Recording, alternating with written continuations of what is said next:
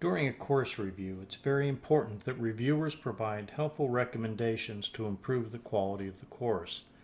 These recommendations should be provided not only when you find a fault in the course, but also when you believe that something the course representative did correctly could be improved to either enhance the learner's experience with the course or to help improve the alignment of the material with the course and unit level objectives.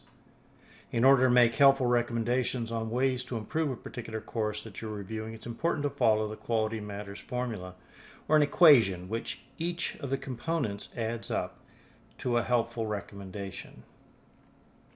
To start our equation, we begin by examining the specific review standards of the QM rubric. It's important that we understand the specific review standards that comprise the rubric and how these will apply to the course that we're reviewing. However, the standards are fairly terse, so it's important to understand the annotations for each of the specific review standards. These annotations provide more information about each standard. They also provide directions for the reviewers in how to interpret or discern what to look for under each standard. The annotations also provide for examples to assist in properly interpreting the standards. When going through the review process, it's important that we replace personal opinion with the objectiveness of the standards and the annotations. To these standards and annotations, we add the evidence that we deduce from the review. When we review the course, we find things that we feel need revision. It's important that we specify the elements that need to be revised, especially noting the locations, directly quoting that part that needs revision and clearly denoting the details of what we believe needs to be revised are important components of this part of the equation. As we cite what we feel needs to be revised, there are 5 characteristics that should be applied to the recommendations. Each should be constructive, focused on solutions rather than on pointing out just an issue. The recommendation should be focused on improving or continually improving the learning experience for our learners.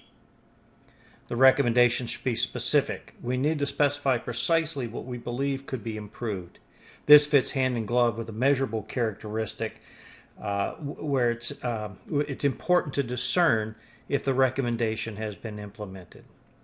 It's important because we need to understand what changes are observable prior to the revision as well as after the improvement is implemented.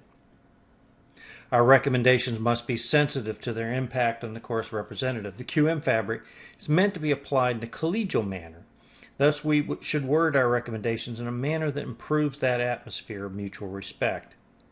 In that manner, a creative environment between the review team and the course representative can be maintained. Finally, our recommendations must be balanced. Don't just point out the weaknesses that you identify in the course, but point out where the course representative has done well.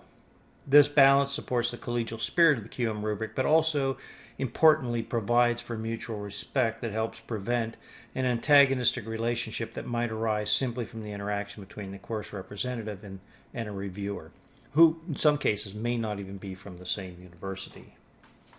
If we apply these components of a helpful recommendation, what we'll do is provide recommendations that are actionable by the course representatives and that when implemented will result in an improved environment, improved learning environment for our learners.